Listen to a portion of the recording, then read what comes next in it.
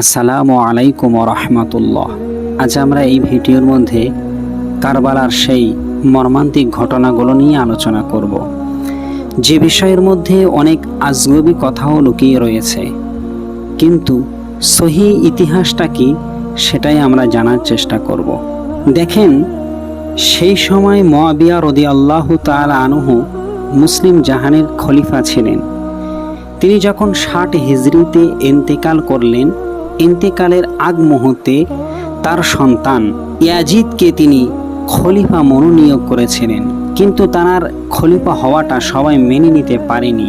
যারা তার খেলাফতকে অস্বীকার করেছিল, যুক্তি হিসেবে তারা এটা দাঁড় করিয়েছিল, আজ যদি মুআবিয়ার পুত্র ইয়াজিদ খলিফা হয়ে যায় তাহলে রাজতন্ত্র কায়েম হয়ে যাবে, আর রাজতন্ত্র যদি প্রতিষ্ঠিত হয়ে যায়, যুগের পরিবর্তনে খলিফার অযোগ্য সন্তানও সে কিন্তু খেলাফতের দায়িত্বে বসতে পারে।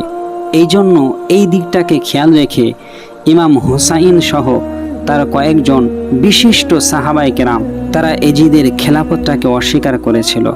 বিশেষ করে তাদের মধ্যে ছিল হুসাইন ইবনে আলী রাদিয়াল্লাহু তাআলা আনহু, আব্দুল্লাহ বিন জুবাইর রাদিয়াল্লাহু তাআলা আনহু, আব্দুল্লাহ ইবনে ওমর রাদিয়াল্লাহু তাআলা আনহু এবং আব্দুর রহমান বিন আবু বাক্কার। এই বিশিষ্ট সাহাবাগণ ইয়াজিদের খেলাফতটাকে অস্বীকার করেছিল। আর সেই সময় এই ৫ জন সাহাবী ছিল সবচাইতে বিখ্যাত সাহাবী।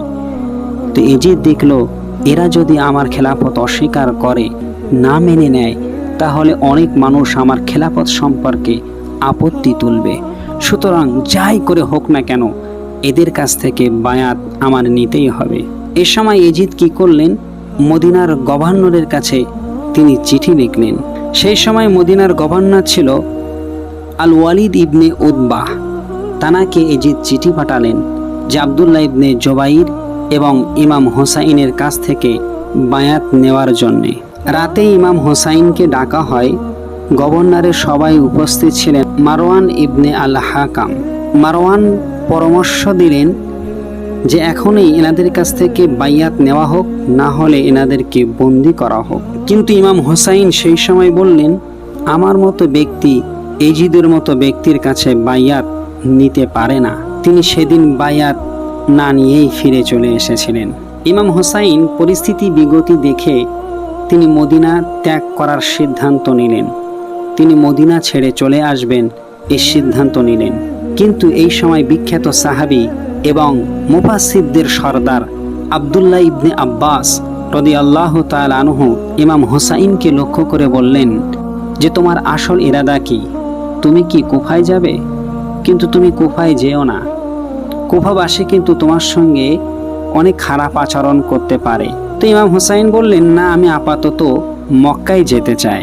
তো আব্দুল্লাহ ইবনে আব্বাস বললেন, যদি আপনি মক্কায় যান তবে জানো হারগিজ আপনি কুফায় যাবেন না।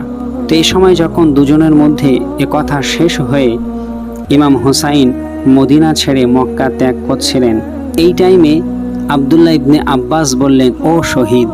এই শহীদ বলে সম্বোধন করার কারণ হচ্ছে আব্দুল্লাহ ইবনে আব্বাস জানতেন যে ইমাম হুসাইন তিনি কুফায় যাবেন, এটা তিনি মনে মনে ধারণা করছিলেন।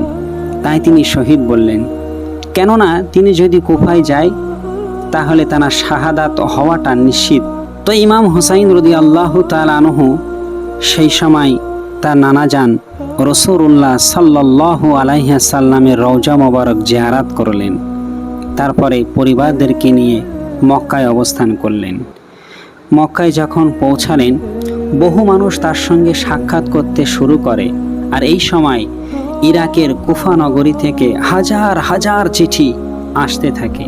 চিঠিগুলোর বক্তব্য এমন ছিল, আমাদের কোনো প্রকৃত নেতা নেই, আপনি কুফায় আসুন, আমরা আপনাকে সমর্থন করব। ইমাম হুসাইন রাদিয়াল্লাহু তাআলা আনহু তিনি পরিস্থিতি যাচাই করার জন্যে তারই চাচাতো ভাই মুসলিম বিন আকিলকে কুফায় পাঠালেন। কিন্তু তিনি যখন কুফায় পৌঁছালেন, প্রথম দিকে তো হাজার হাজার লোক তার হাতে বায়াত করে। খবর পেয়ে ইমাম হুসাইন রাদিয়াল্লাহু তাআলা আনহু কুফার দিকে যাত্রার প্রস্তুতি নেন। কিন্তু কুফার পরিস্থিতি এখন পাল্টাতে শুরু করলো। এদিকে ইয়াজিদ কুফার নতুন গভর্নর হিসাবে উবাইদুল্লাহ বিন জায়েদকে নিয়োগ করলেন। তিনি কুফায় এসে কঠোর ব্যবস্থা গ্রহণ করেন। ভয়, হুমকি ও শাস্তির কারণে কুফাবাসীরা মুসলিম ইবনে আকিলকে একা ফেলে দেয়। আর তিনি একা হয়ে যাওয়ার কারণে এইসব শত্রুরা মুসলিম বিন আকিলকে তারা শহীদ করে দেয়। এদিকে ইমাম হুসাইন রাদিয়াল্লাহু তাআলা আনহু ইতিমধ্যে তিনি মক্কা ত্যাগ করেছেন। তিনি হজ পূর্ণ না করে জিলহজের ৮ তারিখে বেরিয়ে পড়েন, কারণ মক্কার মধ্যেই তাকে হত্যার ষড়যন্ত্রের আশঙ্কা ছিল। পথে বহু সাহাবী তাকে সতর্ক করেন, কিন্তু তিনি বললেন, আমি সংস্কার ও সত্য প্রতিষ্ঠার উদ্দেশ্যে বার হয়েছি। ইমাম হুসাইন ২ মহরম ৬১ হিজরিতে কারবালার প্রান্তরে পৌঁছে গেলেন এবং সেখানে গিয়ে তিনি তাঁবু স্থাপন করলেন। তার সঙ্গে পরিবার, শিশু, নারী ও অসংখ্য সাথী ছিলেন। উমাইয়া বাহিনী ক্রমে বৃদ্ধি পেতে থাকে।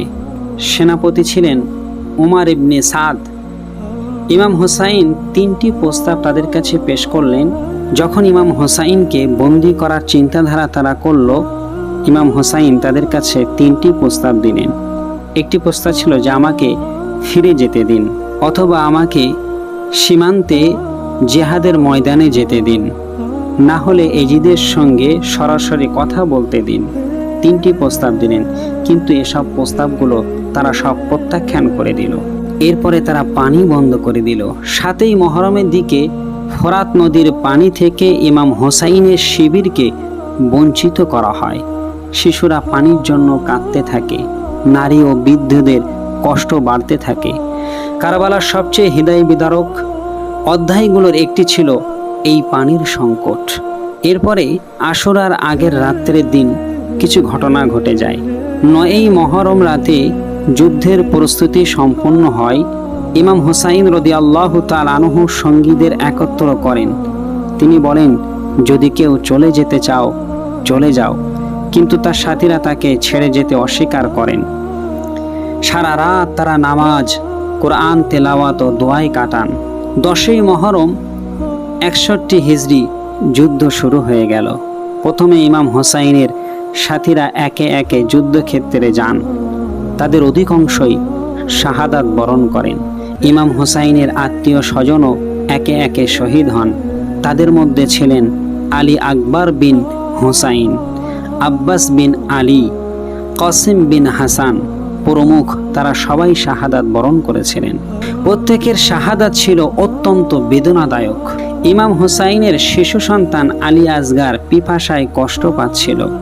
ঐতিহাসিক সূত্রে বর্ণিত আছে যে শিশুটিও নিহত হয়। এই ঘটনা কারবালার সবচেয়ে মর্মস্পর্শী অধ্যায়গুলোর একটি। সব সাথী শহীদ হওয়ার পর ইমাম হুসাইন রাদিয়াল্লাহু তাআলা আনহু একাই যুদ্ধক্ষেত্রে অবশিষ্ট থাকেন। তিনি অসাধারণ সাহসিকতার সঙ্গে লড়াই করেন। তার শরীরে বহু আঘাত লাগে। তিনি সর্বশেষ এজিদ বাহিনীর কাছে আবেদন জানালেন তাকে ২ রাকাত কসরের নামাজ আদায় করার জন্য। তারা তাকে অনুমতি দিলেন, কিন্তু এই নামাজের মধ্যেই ইমাম হুসাইনের শরীরে তীরবিদ্ধ করা হচ্ছিল। ইমাম হুসাইন তবু নামাজ ছেড়ে দিলেন না।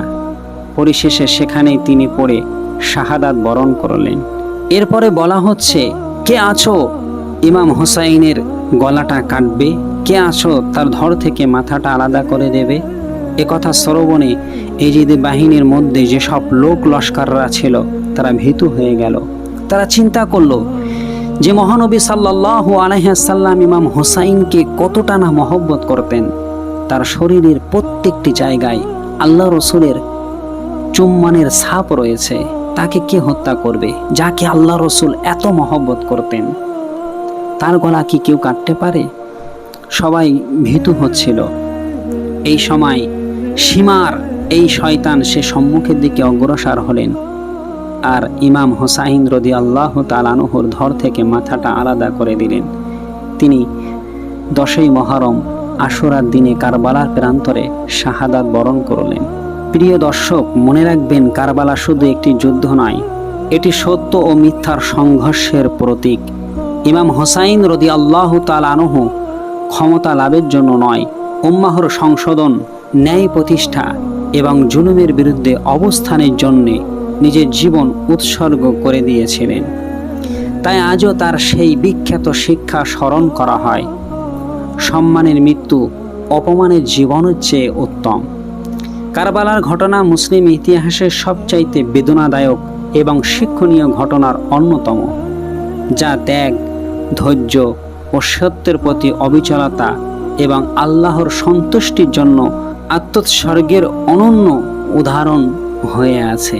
আল্লাহ আমাদের সকলের হৃদয়ে আহারে বায়াতের মহব্বত, রাসূলুল্লাহ সাল্লাল্লাহু আলাইহি সাল্লামের মহব্বত রাখার তৌফিক দান করুক, আমিন। তো এই ভিডিওটি কেমন লাগলো অবশ্যই মতামত সবাই কমেন্টে রেখে যাবেন। ভালো লাগলে একটি লাইক দিবেন আর অন্যদের কাছে একটু শেয়ার করে দেন, যাতে কারবালার সঠিক ইতিহাসটা সকলের কাছে পৌঁছাতে পারে। তো ইনশাল্লাহ আগামীতে আপনাদের সঙ্গে আবার দেখা হবে। আল্লাহ হাফেজ।